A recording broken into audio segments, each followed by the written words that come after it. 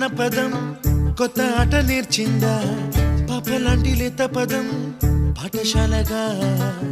కూనలమ్మ జానపదం పల్లె దాటి వచ్చిందా చవళిల జానతనం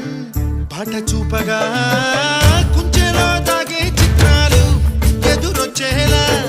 అంతటా